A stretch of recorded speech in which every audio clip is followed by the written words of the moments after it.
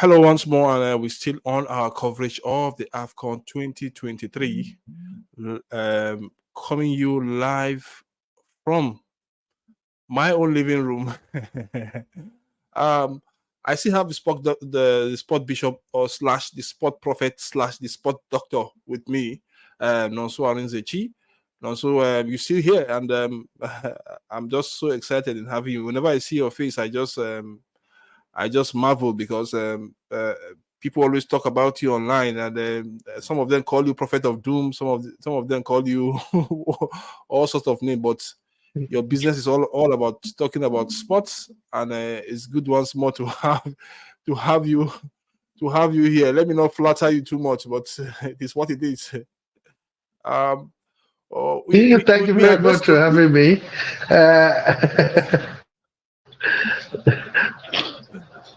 Thank you very much for having me. Go ahead. Let's look at the business, the second business of today, which is DR Congo versus Guinea. Guinea also have come the long way. If you look at their record or their path towards the round of 16, and now they want to head into the towards the round of 16 to the quarterfinal. They want to head into the semi-finals. So as well as DR Congo. You know, I said something about the DR Congo. I said whenever they beat Egypt, they end up winning the competition. Will it happen for them this time around? Yeah. Will they struggle against this strong Guinean side?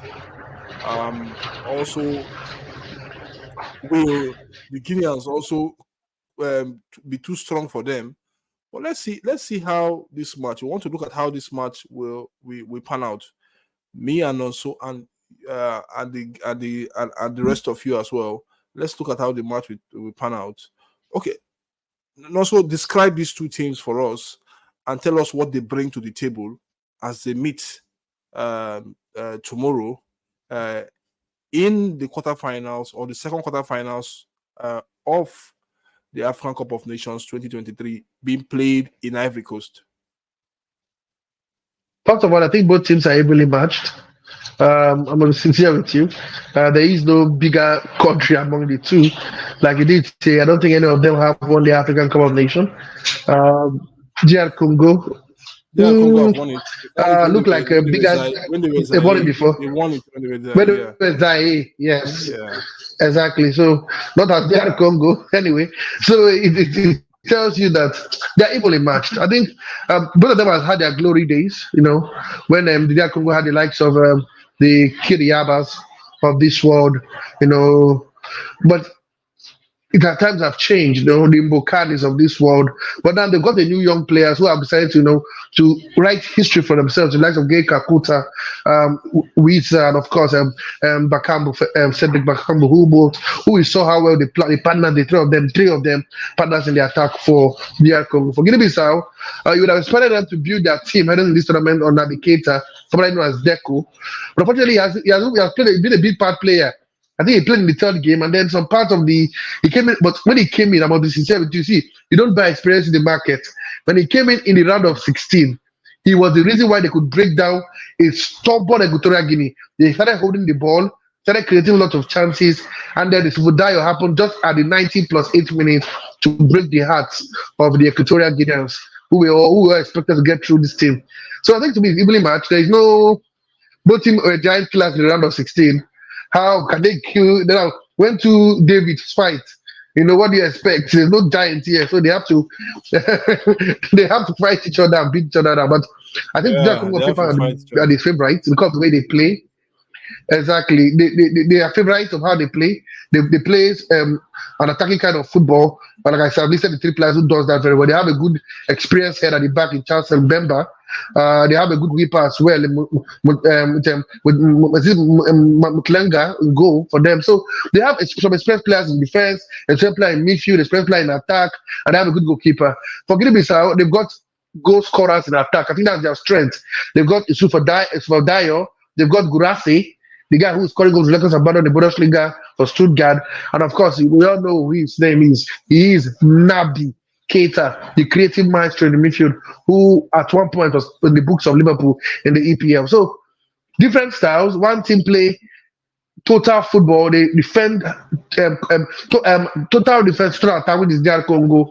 While for Guinea-Bissau, they build their strength on the attack. Defensively, they can be caught napping. We saw that in the group stages. There's a mistake or two in that back line, but when they get a chance to, they're deadly. This guy finished from that in 90+8 minutes. From that tight angle, you would have argued, how did that ball get past Jesus Owono?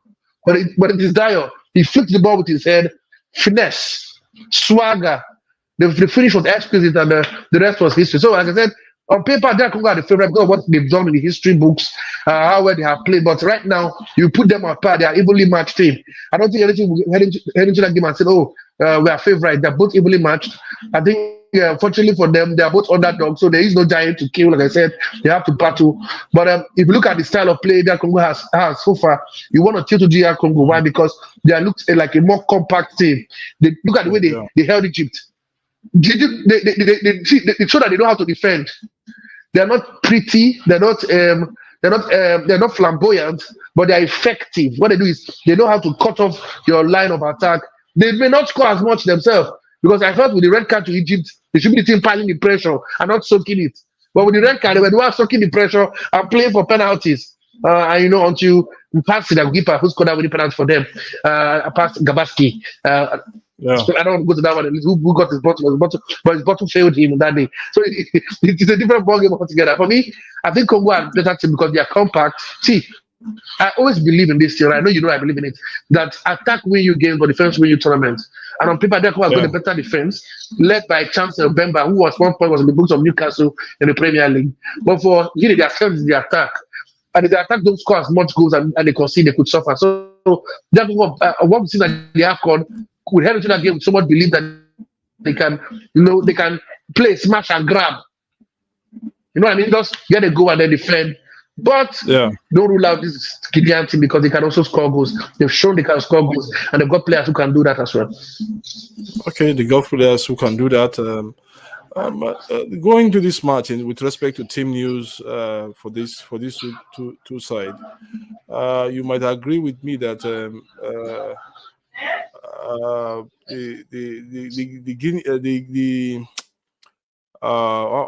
what's their nickname called? The Sicilian national, Guinea. You must agree with me that Sicilian national. The Sicilian national. When you look at the way they've played in this tournament so far, I think this will be more or less of power, and the experience of Navigator and some other senior players that have brought them so far to this stage. Can you hear me? I think so. You said so. Its physicality has been there. I can hear physicality has been the strength of this Chilean team. Like I said, they are not flamboyant. No. They don't pass the ball in midfield. No. The most creative player is Deco, that is Navigator, and he started on the time on the bench for them during this competition. So what they do is they use power and physical power. They remind me of the Stoke City of old under Tony Pulis. They don't like it, but the coach likes it and it's getting results. So they have Gurafe is very physical. Yusufu Dayo is very physical. Navigator is very strong as well. You see the fact they almost ensued in the final game against Senegal. They played the final game in the group stage, yes, where they was almost getting into fisticuffs. So they are very physical. Their strength is the physicality. They try to make the game unattractive. They try to make the game very very bullish. That's the way they approach their game. They don't play tiki-taka. They don't play good football. No, it's not that way. The way they make it, they want to do is they make the game so bad for you, and they take advantage of it. They make it excruciating for you. They stifle you. That's the word. The right word here is that they stifle your attacking structure and your philosophy. And then in the process of spoiling the way you want to play, they then be able to play their game. So for DR Congo, like I said, it depends on how they set up. I, for once, will not change what is working for DR Congo. It's about defending their defensive structure. When you give the ball to the Guineans, you know how bad they can be. They're not the team that want to create. They don't have the creative edge. So what I would do if I'm DR Congo, I'll let the Guineans have the ball. I'll let them try to dominate the possession as always.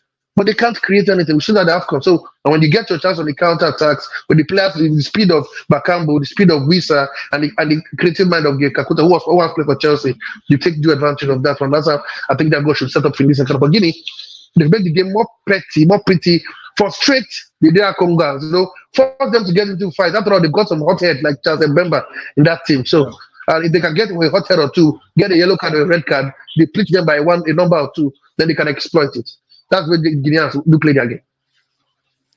Okay, their coach, if you look at their coach, Keba Diawara, I think he knows the strength of his team. He knows the strength of his team. He knows his team can't go toe-to-toe with some of the big boys in this AFCON.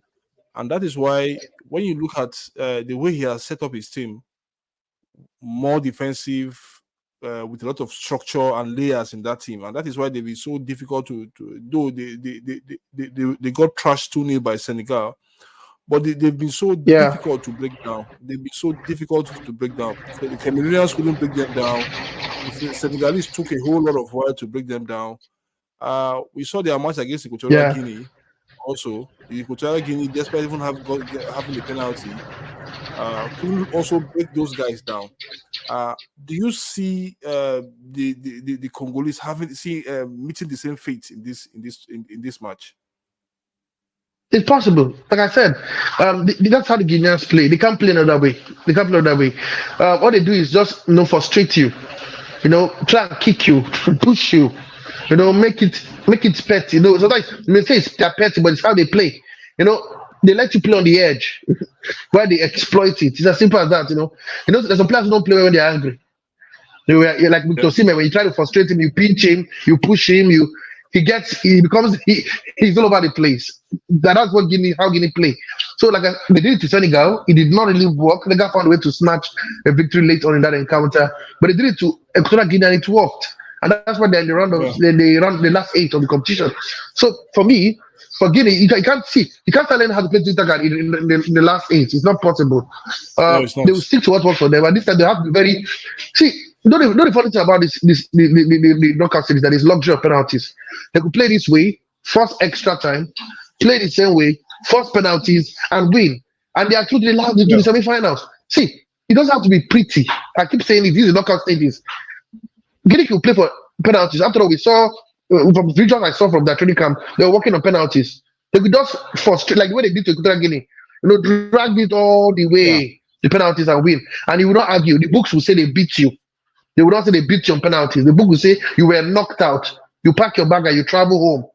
That's all about. So for me, it doesn't matter how they approach it. But I think, for a coach, it doesn't matter. Just get yourself into the semi-final. And I think that's what the coach Jawara will telling these players, the Guineans. We know our strength. Play to our strength. DR Congo have a good attack. Frustrate them. Hit them. Push them. Be tactical about it. Don't be too brash or harsh about it. And then when you have your chance to exploit it, that's how they're going to play. You don't expect them to come out and play good football. It's not in their DNA. Not at all. Okay. For those watching us, kindly subscribe to Fancy Football.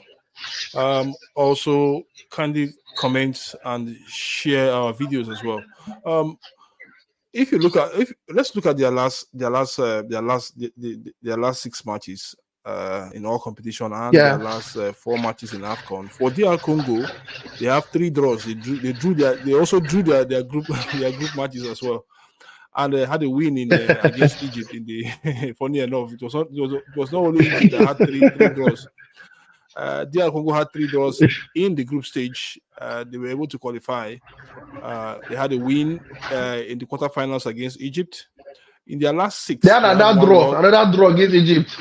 No, they had another draw. Let me see. They won a penalty. So it is 4 draws for DR Congo. That's the way they play. So if you look at their last games in all competition, their last 6 matches in all competition, they only had 1 loss, 5 draws, and 4 of the draws were coming in the last 4 matches they played. But for Guinea, for the city national, if you look at what they've produced so far, 2 wins in the AFCON, 1 loss in the AFCON, 1 draw as well in the AFCON in their first match. That was a match against Cameroon. They won against Gambia and lost against Senegal. If you look at their last 6, they have 3 wins, 1 draw, 2 losses. Someone will say advantage Guinea, but that's not how it is. It's not how it is on paper. Yeah, It is not. You don't that's win how it football on works. paper. Yeah, Yes, it doesn't work like that. You have to look at all the elements that have brought this team and the way they play, the way they defend, the way they have the combination between the midfield and the attack so far, the style of play. But all the same, even to add the the fact right. that DR Congo self, the fact that DR Congo, Philip, the fact that DR Congo is unbeaten and you're in the Yeah, knockout stage is a problem. We have it's a seen teams problem. who have won tournaments by dragging to penalties and winning it. They have Yeah, played 4 games in this tournament. They have not lost any. So what they do is that you will not beat me, but even if I can't beat you, you will not beat me. So I won't let you score me if I can't score you. yeah, So it's a problem for exactly. Tilly. How are we sure that the Sicilians can even can go the distance in the extra time? How are we sure the Sicilians can even play penalties? We have seen things when we practice that they're not good Exactly. at it.